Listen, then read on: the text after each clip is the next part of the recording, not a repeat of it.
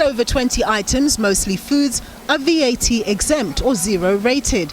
By its nature, all consumers of whatever class benefit from purchasing VAT zero-rated goods, which takes away much-needed revenue from the fiscus in the process. Despite this, though, social formations argue that it's still important to widen the VAT zero-rated net, particularly for foods, especially as poorer income households struggle to afford the basics.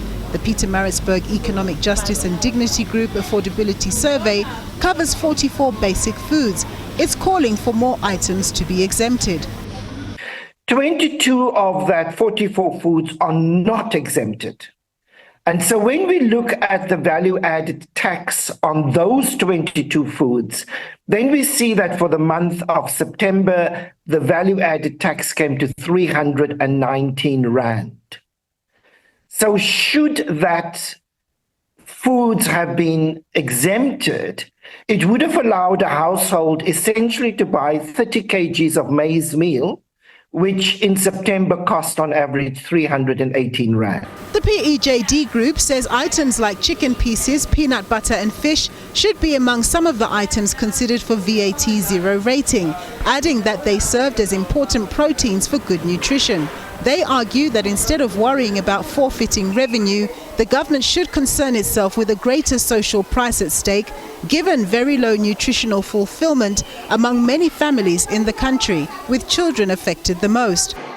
So, for instance, if our children are not properly fed, and they are not because 30% of our children are stunted at the moment, so all the educational inputs that we make and the educational budget towards that 30% of children, through no fault of their own, will probably not give the desired results.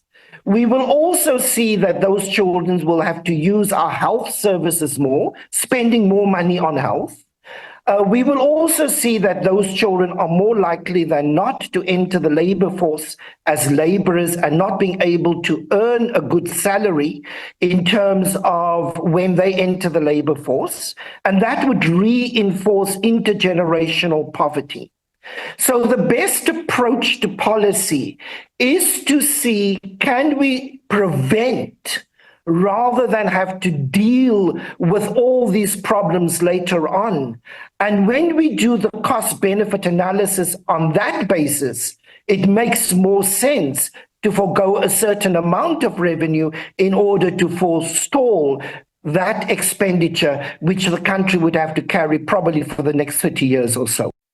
The PEJD group is agitating for National Treasury to consider raising the child support grant, which currently stands at 530 Rand, to the food poverty line, which stands at 796 Rand.